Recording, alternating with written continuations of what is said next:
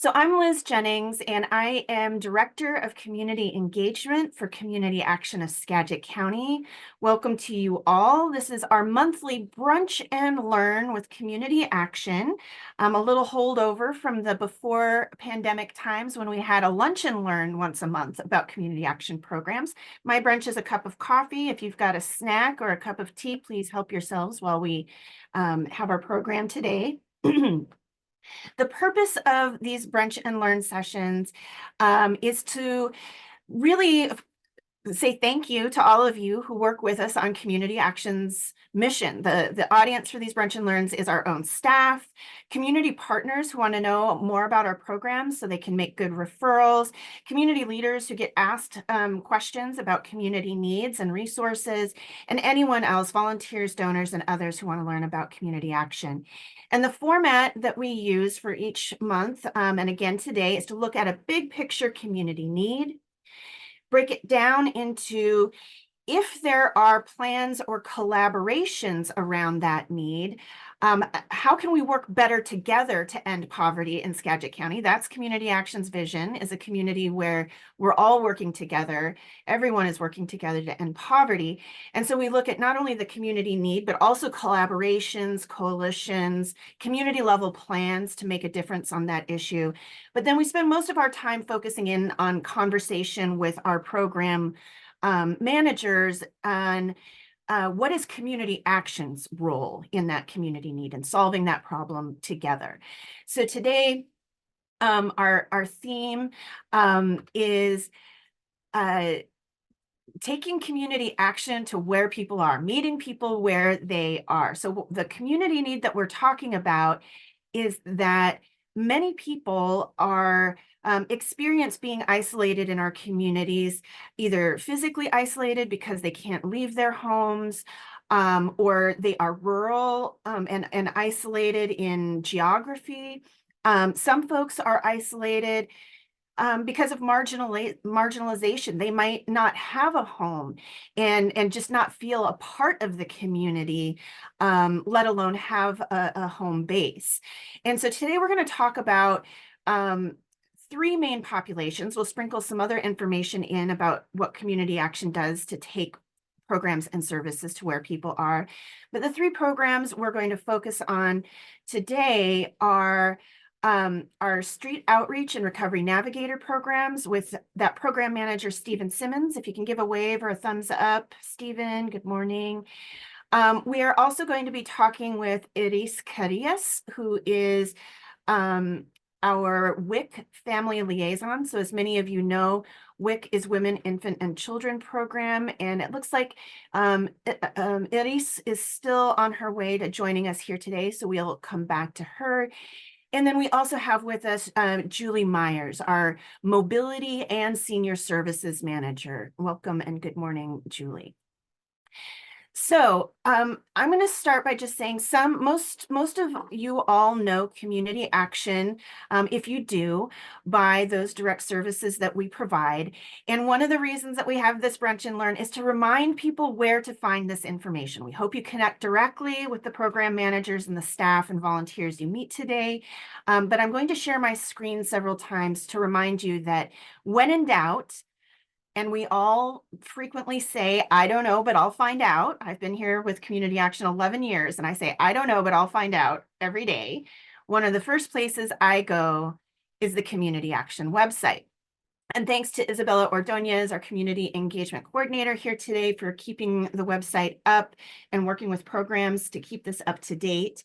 The first place that I usually go is over here to this tab that says I'm looking for. And so rather than a list of programs by name, which doesn't mean a lot to people, program names might mean something to us as service providers or the state or federal agencies that fund those programs. But people who come to community action, they're looking for resources such as food. They might have an urgent need. They may be experiencing not having a home, trouble paying the bills, and then there's services for special populations like seniors and disabled, veterans, and others. And I do want you to know that Our resource centers, we have 3 resource centers in Skagit County. Those are the friendly front doors in Anacortes, in Mount Vernon, and in Concrete, the East County Resource Center. So those are places where community action services can be accessed. And most importantly, information and referral to all of you, our community partners. So the most basic and most frequent service that Community Action provides is information and referral.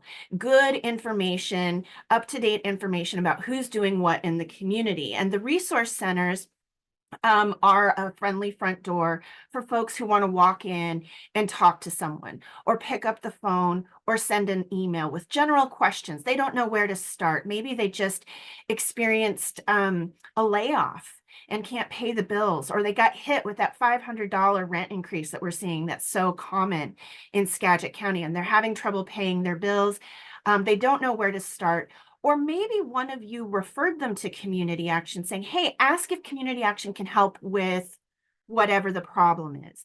Resource centers are that front door friendly person who's going to give information and referral and then direct them either to your organizations, if you are the expert in that issue area in our community, if you've got the resource to share, or they are going to direct folks to community action programs and services, the direct services that we provide. So that is a first front door. And one thing that we want you to know about making good referrals at Community Action is, of course, never promise anything. Say Community Action might be able to help you with that. Why don't you ask Community Action? But follow it up with, you know, sometimes resources are scarce in our community. If they can't help you right away with what you're asking about, they might have other ways to help that we haven't even thought about yet together. And so that's the power of the resource centers, is that friendly person, Gina and Anacortes, or Chandra, or one of our staff members in East County, Diana, or others, Rachel in our Mount Vernon Resource Center. It's a real human being with compassion who's going to ask, how can I help you today? What are you looking for? And someone might say, hey, can you get me a new apartment? And in that moment, the answer may literally be no. Like Community Action right now cannot get you an apartment. We can provide information on how to look for an apartment. We can screen to see if you might qualify for housing programs and subsidies. But the fact of the matter is, Skagit County is one of the lowest vacancy rates in the state in apartments. So, you know, our resource center team, they're not going to explain all that. They might just say, you know, there might not be an apartment for you today, but let me ask a few more questions to find out how we can help you. And that might be other ways to make up the gap between income and expenses, that what we call the housing wage gap. People aren't making enough to pay for housing, so there's less to go around for other basic needs. So they look to see, could we be helping this person with energy assistance, utility assistance, paying that increased water bill or that gas bill? Would this household qualify for food assistance? Women, Infant, and Children program is not just for women. It's for grandparents. It's for dads who income qualify. They might ask, do you know about the local food banks and meal programs? And so in addition to, you know, that conversation, Community Actions Resource Centers also have the downloadable resource guide, a print guide that you all can either pick up at our office or view and download yourself in English and Spanish, that lists community resources, hundreds of organizations in the community. Or you might come and print off one of the flyers about our services.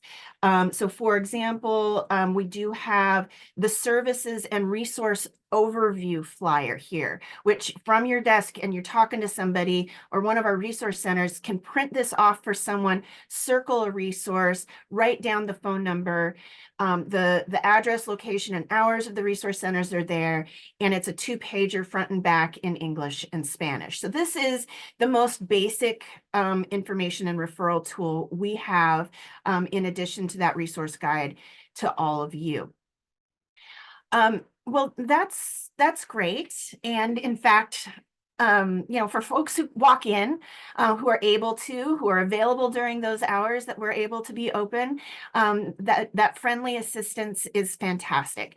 And since the pandemic, many services are even more available to people without walking in our front door. For example, WIC and energy assistance used to be you had to come in. A lot of that can be done by phone, no matter where anyone is in any community in Skagit County. But if they have a phone, which can be a challenge for some folks, if they have the minutes.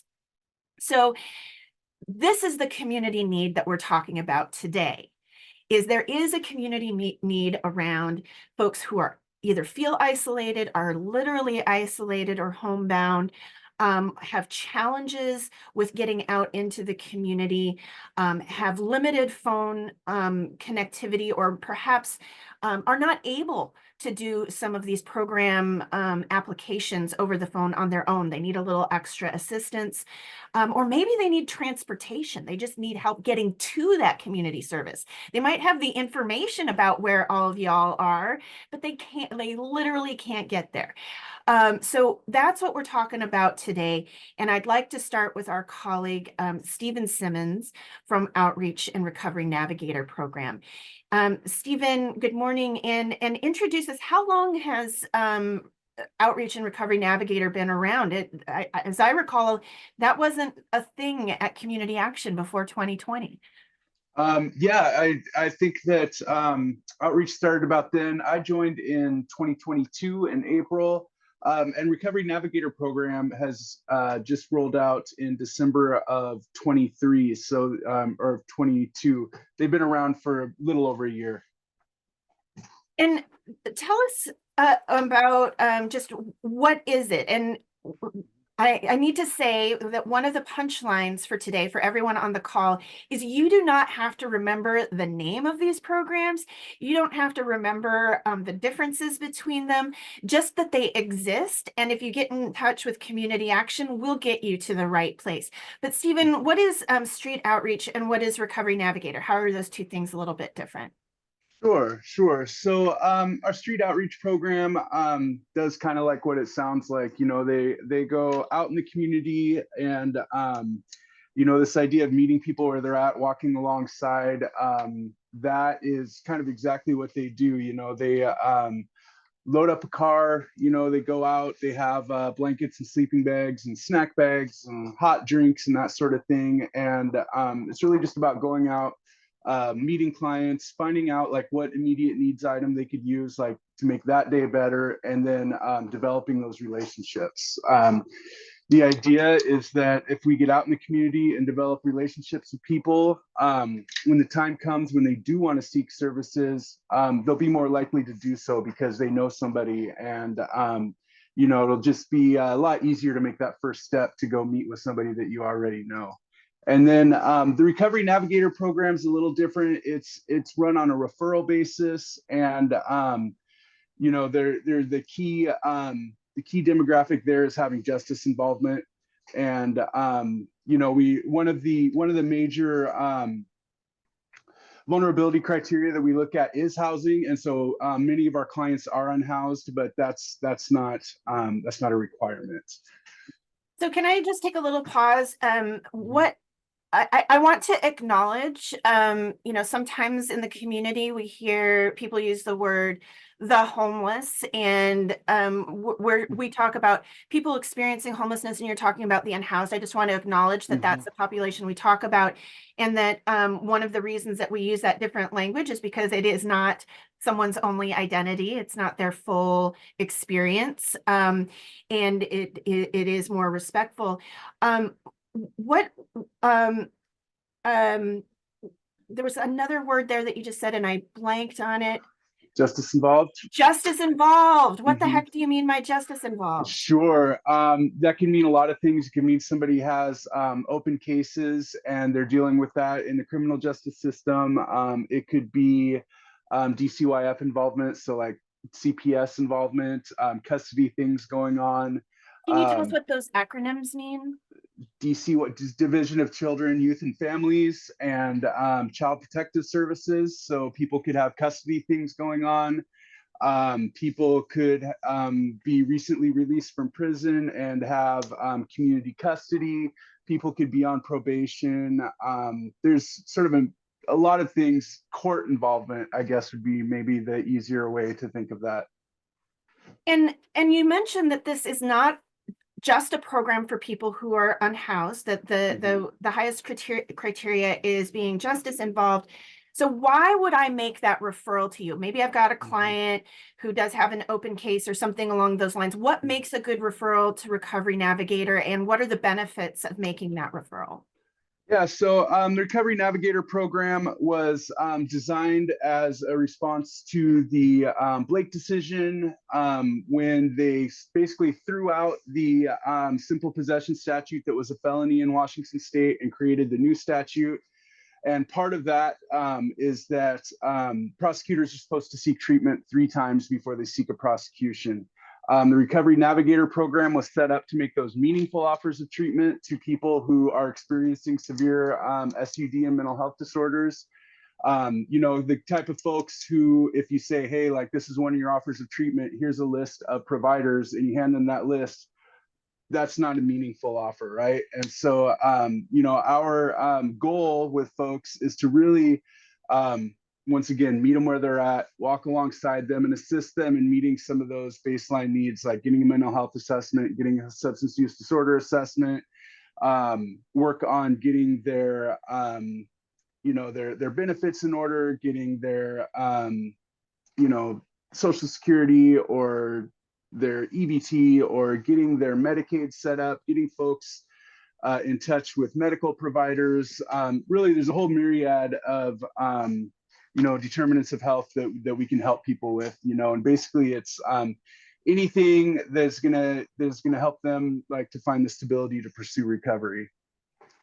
And now, how many staff are in the Outreach and Recovery Navigator program? Staff, volunteers, interns? I know you've got quite the crew there. Yeah, our team fluctuates, with practicum students coming in and out. I would say it's, between 8 to 12 or 13 people at any given time.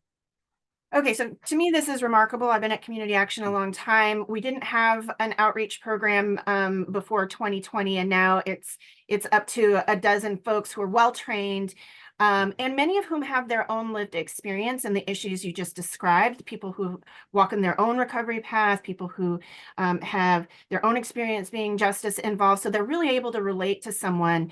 And can you maybe tell us a story without violating any confidentiality about an individual or a household where building that relationship over time was key to them opting into services? And it might have started with something transactional, like here's a sleeping bag or here's a tarp. Right. But then perhaps there was more, because I have this image in my head, this walking alongside of community action staff kind of being like trail guides, right? Like they meet people out there where they are. And somebody might have a problem or a challenge. They also have a bunch of strengths. And so they have a conversation about that and they set a goal. And together they kind of draw a map, and then they start walking that path together until somebody's able to take that walking stick and walk on their own. And that may be a simplified, romanticized version of it, but can you tell us a story of, because it's not as simple as that, right? It can be a one step forward and several steps back. Right, sure. So I'm going to try to give like the condensed version, but this is a story that takes place over several years. We had a client who at one point was vehicle bound. They were stuck inside of a minivan in the back, and it was just really kind of abhorrent living conditions. They started to develop a lot of health problems based on the fact that they just could never get in and out of this vehicle. But they turned down going to the hospital because they were afraid of losing their vehicle. Basically, like, as long as they were inside of it, it wouldn't be towed, and that was their sense of security. We worked with them over months and months and months while they lived in this vehicle. You know, shelter placements wouldn't work because of their lack of mobility, you know, that sort of thing. But, you know, we continued with the food and the other sorts of support that we could offer. Eventually, you know, this person ended up with like kind of like some necrosis and sepsis going on to where they weren't making their own medical decisions anymore, and they were hospitalized. And then they did lose their van, exactly like they were afraid of. And they ended up in the community for about 2 years on an electric wheelchair. And, you know, they would often be seen in the Safeway, Goodwill sort of neighborhood, just sort of languishing on this wheelchair. And, you know, those wheelchairs, they need to charge, you know, 8 to 12 hours every night for the battery to work. And, you know, this person was operating for months and months off of, you know, whatever 90 minutes of Goodwill here and there she could find from some business owner that would let her charge up so that she can move from storefront to storefront. You know, and so I really felt like this individual's story was like the culmination of all the barriers and places where the public health system was not coming together in Skagit County. This is the evidence of our shortcomings, right? However, through a lot of community collaboration, pulling partners together, strategizing across agencies, which I think is super important, you know, through work with the Mount Vernon Police Department, integrated outreach team. So anybody knows Aaron V and their team, their social work team over there. And, you know, we work really closely with the Skagit Regional Health Residency Clinic. And so we bring a resident physician out once a week. And so, you know, we were working really closely with her on that side of things. You know, we were actually able to see this person get housed. And, you know, they went to a skilled nursing facility where they sort of, the thing is like, either you can just like stay here forever, that's fine, and like live in a nursing facility until, you know, as long as you need to, or, you know, you can work on mobility and we can work on getting, and then we have a program to get you housed in an apartment. And this person actually has decided to work on mobility and is walking and is within a few months of like moving into an apartment, you know. And I skipped a lot of details over like sort of some of the collaborations that had to happen in the end, but just know that it took, I mean, Department of Corrections, Skagit Community Justice Center, Skagit Valley Hospital, the iOS team, our team, Helping Hands Food Bank, like, you know, it took the whole community coming together. Amazing. Yeah. I think everybody here can say congratulations, and we're glad that those collaborations exist in the community. It's making a difference. What else would you like to share with us? I'm going to share right now. Some people are going to be thinking, okay, how do I make a referral into this program? And so I'm going to show now on my screen. Can you see this outreach services page? So there is information here about outreach services, phone numbers, all of that sort of stuff, and the Recovery Navigator program. Yep. And there's a handy form embedded in the web page.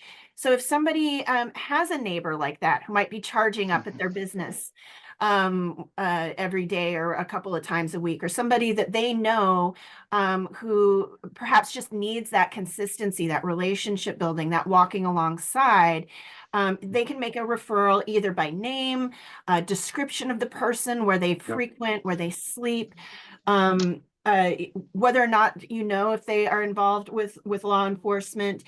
Pretty simple form here. What happens if I make that referral, Stephen? Yeah, totally. So one of the things I want to make clear is like, you don't need to know if somebody has justice involvement before you make a referral. Please just make the referral and we'll meet with them and figure that out. Because if Recovery Navigator isn't like the right program for them, we'll continue to work with them through our other outreach programs. So please, like when in doubt, just make a referral. And then we'll work on our end to make sure that folks get plugged in with the right program.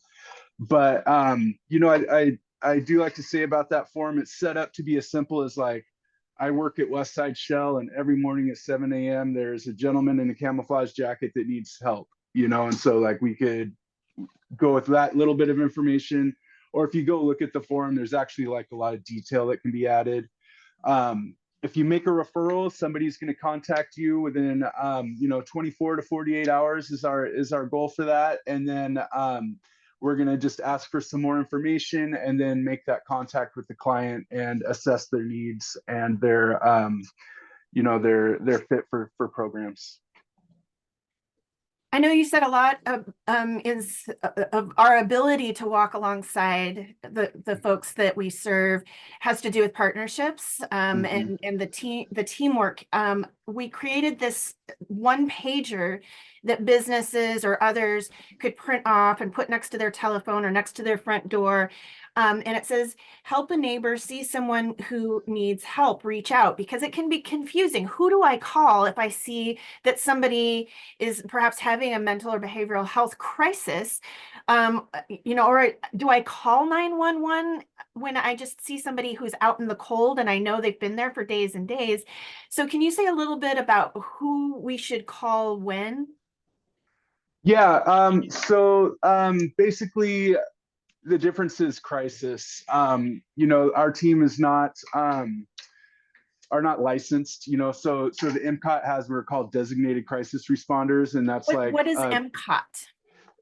the mobile crisis outreach team that was just up there, and so they're the team that has the designated crisis responders, or DCRs. You'll hear people refer to them as. Which is like a master's level licensure, from the State Department of Health, that are really that go out in the community when people are having mental health crises, that are able to assess people for things like involuntary mental health commitments and that sort of thing. That's a little bit outside of our wheelhouse. But we do work closely with them. If we get out in the community and a call is better fit for them, then that's a call that we will make. But yeah, so that's, if, I sort of think like, if you see somebody that's just like over time, or you meet somebody that has level of need, please connect them with us. But if somebody is like in a crisis state of like meltdown, of like yelling, that sort of thing, just like really having a hard time, 911 or the mobile crisis outreach team is going to be the folks that you want to call in that situation. Well, we do want to move on to some of the other programs that Community Action has that meets people where they are, but thank you, Stephen. And recently, I believe, I actually want to just talk a little bit more about this healthcare thing, because you mentioned it in passing, but it's so cool. I think we need to try to get an article about this in the newspaper. You have partnerships with local healthcare providers. And did you say you've got a medical provider who actually goes out with your team? And it sounds like you might have expanded that recently. Yeah, so every week, and we've been doing this for a few years now. A different resident physician from the Skagit Valley Regional Health residency clinic goes out, and so they've built that into part of their training. Every 3 weeks we cycle through another provider, and going out in the community and working with our clients is just part of their training now. But really recently, like 2 days ago, we became an approved site for a Washington Healthcare Authority program that allows retired physicians who are maintaining their licensure to go out and do street medicine. And so we became a host for their malpractice insurance. It's totally free for us. So this physician is now covered for 3 incidents of $2 million, $6 million total. You know what I mean? And all we had to do was provide access, and work with the provider. And so Dr. Stark worked with Peace Health and is recently retired and has a lot of experience doing street medicine in other parts of the country. And so he's just really looking to get his feet on the ground and start pulling in other providers and seeing what we can do to grow a program around here. So it's brand new. It's super, like I said, just a couple days ago, Kelly Baker at Peace Health brought this opportunity to us, and we're just super happy to be hosting it and excited to see where it can go. That's exciting. Yes.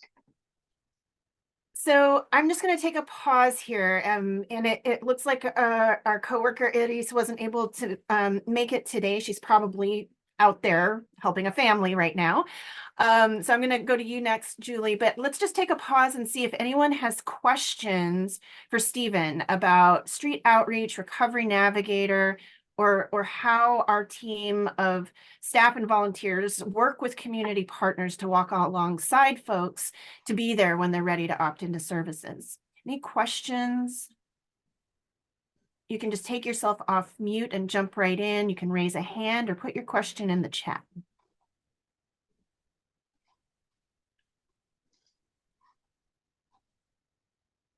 You know, I'm not sure if anybody's gonna have a question. I think a couple important data points to share. One of the really important things we do is distribute naloxone, which is, or Narcan, you hear it called a lot, which is medication that can be used to reverse an opioid overdose. And in the last 6 months, our team has distributed 280 kits, trained 28 individuals on how to use the medication, and clients report that they've used 139 of those kits to reverse an overdose. So, you know, that's Wow. one of the things that we're really proud of as a team. 139 overdose reversals. Amazing. Thank you so much. And I'm going to share again, it's in the chat, but if anyone wants to reach out to Stephen, hear more about how to get that naloxone and the training to use it, Absolutely. please reach out to Stephen. So Julie, I'm going to shift to you now, and we're talking about a different population who experiences isolation. And the importance of meeting people where they are and walking alongside. So Julie, welcome. I know our senior and disabled volunteer program coordinator, Mariana, wasn't able to be here today, and she's a rock star, but welcome. Why don't you start by telling us, what is the Senior and Disabled Volunteer Services Program? Yeah, and it's always hard to follow Stephen. So, but thanks, Liz. The volunteer senior and disabled program. Our primary goal is to help older adults age in place, and we know that the baby boomers are beginning to outnumber the folks, are very close to outnumbering the folks who are under 18, and the numbers of older adults are just growing, and most folks want to stay, who are lucky enough to have a home, want to stay there. And so we provide supports, volunteers provide supports, and many of our volunteers are seniors themselves, that help the older adults stay in place, get to their medical appointments, pick up wood to heat their homes, do some light housework, clear their yard, things like that. So really some safety net services, and yeah. Well, and that need is so important because, you know, I think about aging myself, and of course I want to live independently at home as long as I can. And this program is important because it's good for the community if elders can live independently at home. It saves taxpayers money. So the folks that you're serving are largely low income, Yes. income qualified. Some of the programs have income qualifications, others don't. But let's say let's say like I have an elderly neighbor and I'm worried that maybe they just aren't keeping up on stuff as well as they could on their own. And it's more than I can do to help them. If I call and make a referral, what are the types of services? If Mariana was to give a call to that neighbor of mine, how would she start the conversation? What questions might be asked, and what types of services might be provided? Sure. And you mentioned income restricted program.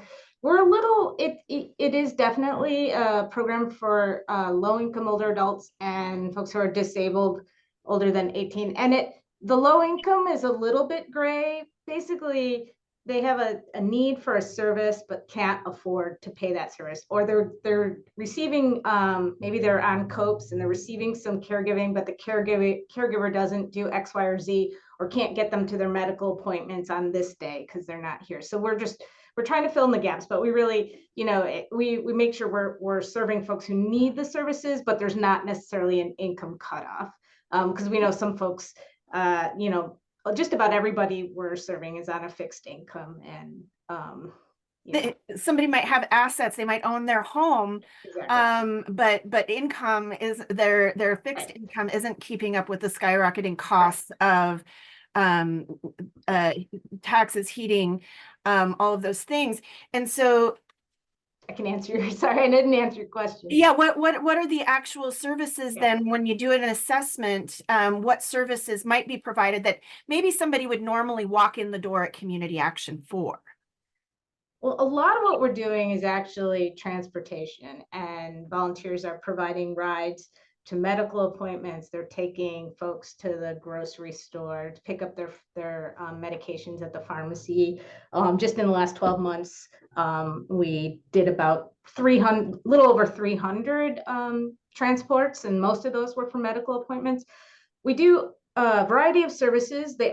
We are dependent on volunteers, so some, you know, if we need to make sure we have a volunteer willing to do that service, meaning like if we have a client who needs, so we do some light housekeeping, some yard work, some basic really light handyman, handy woman type work, like not necessarily home repairs at this point, but like if somebody needs their fire alarm, the batteries changed in their fire alarms, things that are difficult for folks. And again, it's largely dependent on what our volunteers are able to provide.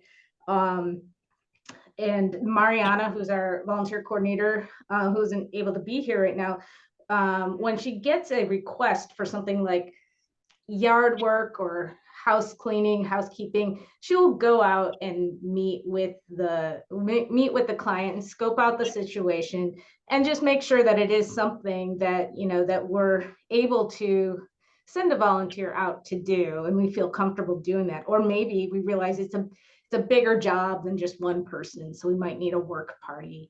One of the things that we've done over the winter is provide wood for folks, I mentioned that, to heat their homes. And it's a partnership that Mariana created with the Port of Skagit, who was clearing trees, didn't have anything to do with the beautiful firewood they were collecting. And it's just a really cool partnership because they have pallets of wood up at the port near in Cedar Woolley, and we have volunteers who will come and help load up trucks or load up their own truck and deliver it to a senior's house who's dependent on wood to heat their homes. So that's really cool. So if one of the takeaways here today is we're asking everybody to spread the word to family and friends who might want to volunteer, everything Yes. from folks who like to be outdoors and physically active by loading firewood or doing yard work, to folks who perhaps enjoy driving and having a conversation and making an elder's day by giving them that connection and that feeling of being a part of a community. There are other programs and services through Community Action and several of our partners that you help connect seniors to, and one of them is the Senior Food Box Program. Can you talk about that one?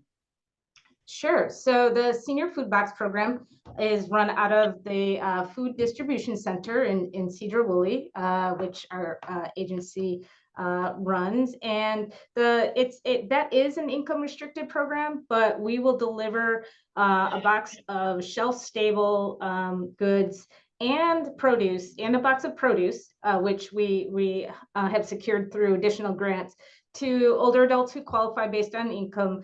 We'll deliver them throughout the county once a month. So this is a great way to supplement folks either their grocery shopping, their SNAP benefits. Maybe they receive Meals on Wheels, but it only provides like one meal a day, and they're able to do a little bit of cooking. So it's a great program.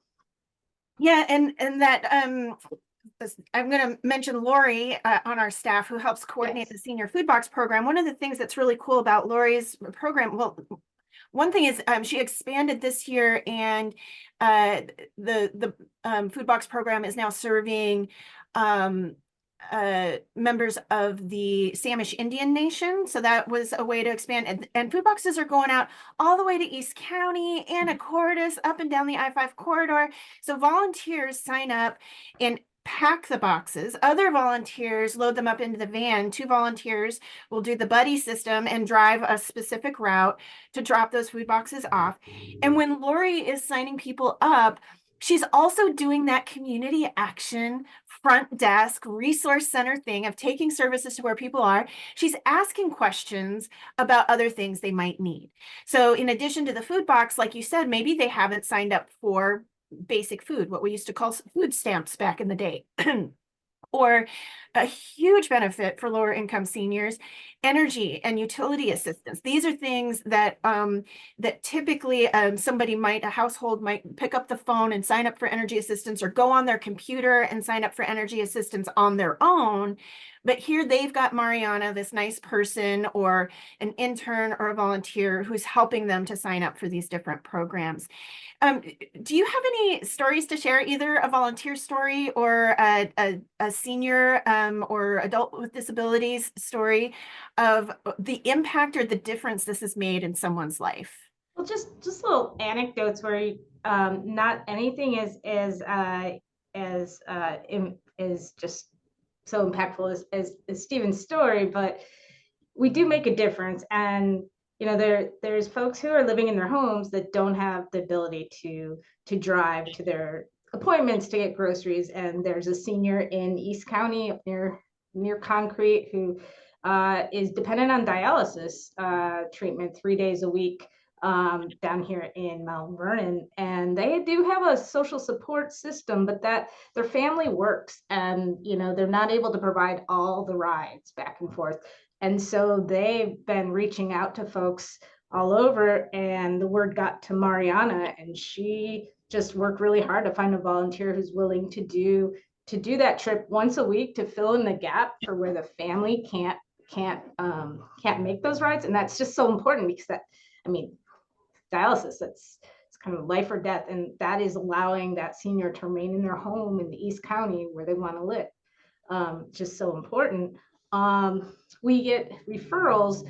A lot of our referrals come from Northwest Regional Council. The program is grant funded through a grant that we received through Northwest Regional Council. And recently we received a referral for a gentleman in an apartment who needed some house cleaning. So Mariana went and met with this gentleman who she just has a way with folks, who let her come into the home where he doesn't always let folks do that, and he actually answered the phone.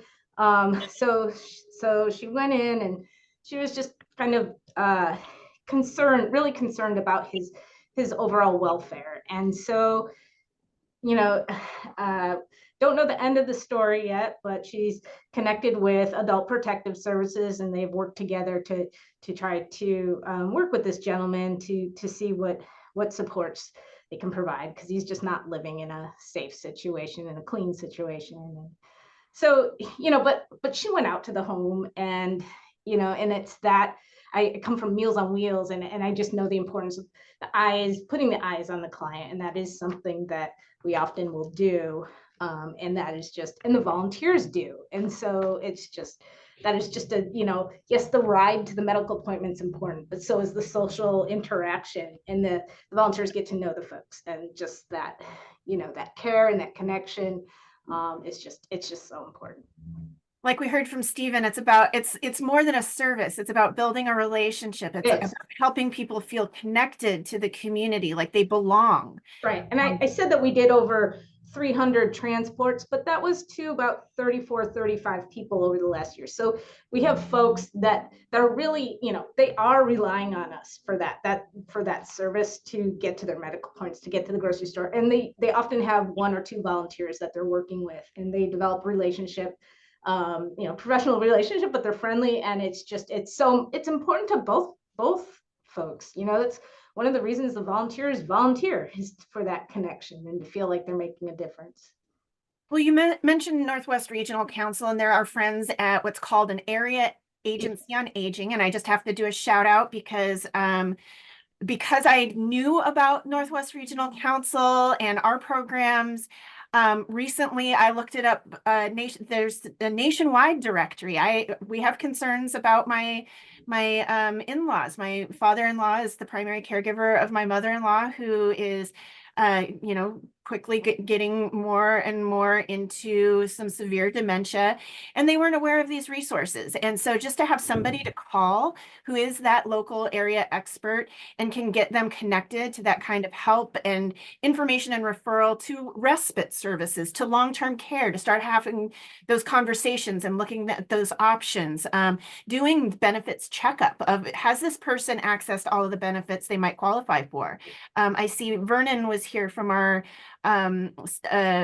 Skagit Vets Connect program. I think he had to jump off, but checking to see that if it's a veteran or a survivor of a veteran, that they've got all the benefits through that system that they qualify for. So it really is taking all of that community action wraparound services to where people are. And then Claudia had the good question of how many food boxes is the Food Distribution Center delivering, Lori's program. And last I heard, I think I'm wrong, I think it's more than 250, but I think it's closer to 300 now. A month. Yeah, per month. Yeah. I Yeah. think it's somewhere around there. I'm sorry, I don't have that stat. Yeah, no problem. But really important, incredible work that's happening. And it does look like Iris from WIC wasn't able to join us here today. So I'm just going to do a little plug for WIC. But before we move on to that, does anyone have questions for Julie about senior and disabled services? Hi, Julie. So one of the questions that I would have is, what if somebody needs help figuring out like the paperwork or the like Medicare and like the Medicare stuff that comes around in November where they advertise? Do you have like people who can advise, like what plan to buy, that all, because that is really scary and confusing. So if someone called Mariana, one thing that she would probably do, or me, but most likely Mariana, is she'd probably refer them to Sheba, who provides that service. There's also some agencies, for-profit services that do a great job as well. But Sheba is probably the direction that she'd provide. So one of the things we're doing is if we don't provide that service within our program or within the agency, then we will refer to other services that they that would provide. And if we don't know, like Liz says, we'll say I'm not sure, but we'll find out, and then we'll go and connect them. So and we do a lot of referrals back and forth. Liz mentioned the energy program. We do a ton back and forth there, and the vets program. So. And I'll just because I used to be a manager of a Sheba helpline, I'll jump in and say Sheba is the statewide health insurance benefits advisors. It's a free program of the Office of the Insurance Commissioner, so it's legit. They don't actually sell anything. Their job is just to help people understand their health insurance options. So there's a screening, and the very well-trained volunteers answer the phone or meet with you. Although right now, I think the closest place to meet in person is in Snohomish County. And they screen, and based on income, they'll say, these are the public programs and benefits you might qualify for, or these are the commercial insurance options or other options that you might have, and here's how to compare. So they are a consumer advocate kind of organization. They don't sell anything. Good question. All right, well, with the short amount of time we have left, I do want to give a shout out. I see Karen is here from our WIC program, who I got to hang out with last week, a very fine helper in the community. And Iris was going to come and talk about the family liaison work that she does. So Women, Infant, and Children program is more accessible than ever to families with children in Skagit County. Thanks, pandemic. Rules got changed and more people can access WIC by phone. So lots of families are accessing WIC by phone now. They don't have to take time off work. They don't have to walk into the office. But here's the thing, not everyone who qualifies is accessing this benefit. So we're asking you all to spread the word. Anybody know what percentage of babies in Skagit County are born on Medicaid? 60%. Literally half of the human beings being born in Skagit County are, by definition, living in poverty. So most of the babies, most of the families in Skagit County would qualify for Women, Infant, and Children program, which is an important nutrition supplement program that gets nutritious foods into homes, provides nutrition counseling and breastfeeding peer support. And as we mentioned, it's not just for young mothers, it's for fathers, and it's for grandparents, custodial grandparents who have children under the age of 5. So that's 5 years of a benefit per child that can stretch that family's income by getting more nutritious food at the grocery store. It also opens up opportunities to get more nutritious food through farmers markets, through their special farmers market benefits programs, double bucks and things like that. So it supports the agricultural community as well as getting more nutritious foods to young children. The idea here is the upstream solution of why does community action have WIC and senior services? It's like, what's that? It's about that full spectrum of care, and that poverty, the number one indicator of ending generational poverty is for a child to graduate high school. The number one indicator of graduating high school is being ready to learn. The number one indicator of being ready to learn in preschool and kindergarten is good nutrition in utero and in the first 5 years of life. So that's why Community Action is doing this. We're working together to end poverty in Skagit County. And we start early, and then we help folks in the middle, like with street outreach and families who might be struggling to pay their bills, and then towards the end of life with senior services. And well, what is special about Community Action's WIC program? It is a federal program. Funds come from the feds, and then locally we help people get signed up for it. And what we add is what WIC federal funds don't pay for. We're able to help, because of donors, we're able to help families access diapers, which basic food, EBT, and WIC don't cover, something that is key to health, as simple as diapers and wipes. And then other things like even cleaning supplies, laundry detergent, food. And what's really special about Community Action's WIC program is that Elise's position as a family liaison, she can actually go to people's homes and help them sign up for these wraparound services. So not only she can take WIC to the home, she can take energy assistance to the home, the working families tax credit that we heard about last month, get information to them and connect them to Jennifer, who can help them sign up for that. And she's doing it in languages that people need to have. So she's got English and Spanish, and she works with others who are able to get these resources into Mixteco and Triqui speaking households. And it's a way to increase access for folks who either don't know about community action or have barriers, either language, culture, or other fears of accessing public services. It's again that friendly relationship, the walking alongside, building that trusted relationship over time. So we look forward to hearing from Elise another time, but we did want you all to know that there is that continuum of care of community action walking alongside folks, and we're happy to answer any questions that you have. We've got about 6 minutes left. It could be about the 3 programs we talked about today, or anything else that Community Action does. So I'm going to pull up the WIC webpage to show you all, but feel free to just take yourselves off mute or throw a question in the chat. And any staff who are here, if you would like to answer questions, please do. I'm going to look up that other program.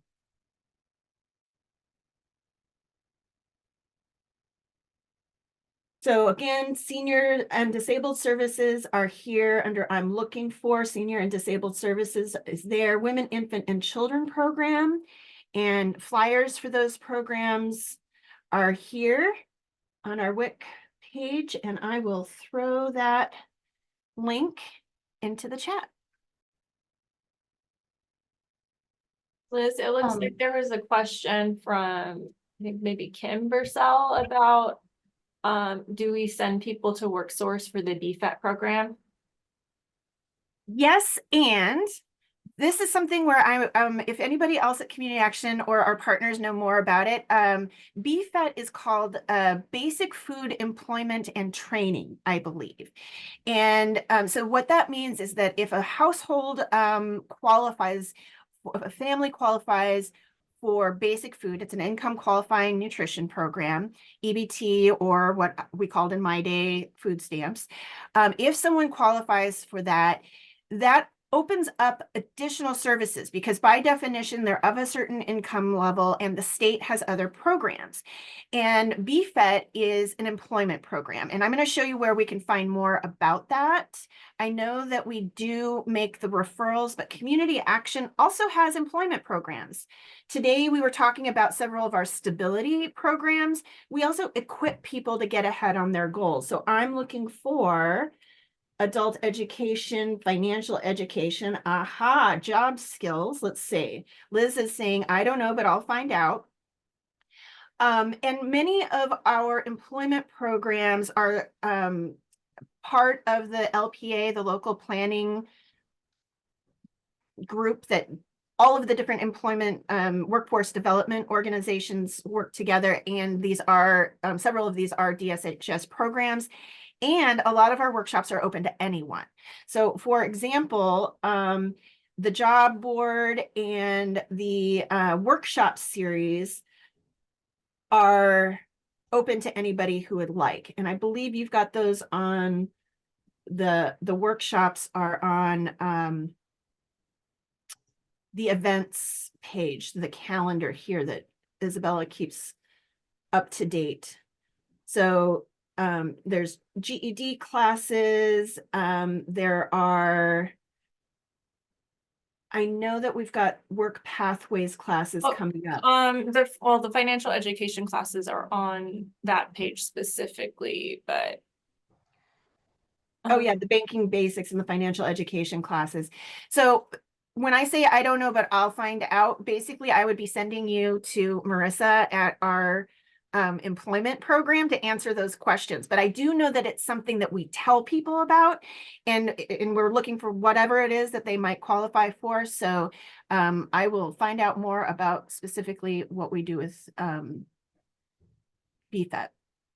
So Kim, yes, I'm going to ask Isabella, could you put Marissa's email address in the chat? I think it's Marissa D. Marissa Davison is our employment and education and employment manager. And so she would be a great person to build a relationship with if you are working to support job seekers.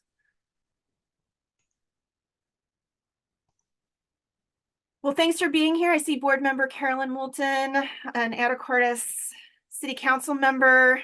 Thanks for being here and saying hello in the chat. Nice to see you. And thanks to everyone who was here, and especially all of our partners, as we heard from Stephen and Julie. This isn't about community action. It's about all of us working together to end poverty, and we so appreciate your partnership and your role. So the key takeaways today are make good referrals. When in doubt, just send them to one of our resource centers, that friendly person on the phone or behind the front desk, and they will help someone navigate. If you're a provider, feel free to call that same number and find out who you should be talking to at Community Action to build a relationship. And then, of course, we're very happy with the folks who reached out during the chat. I think it was Henry, who said they're interested in volunteering. So please do spread the word. We have street outreach and recovery navigator volunteer opportunities with seniors and disabled services, as well as many, many other volunteer opportunities at Community Action. So help us spread the word, and thank you all and have a great day.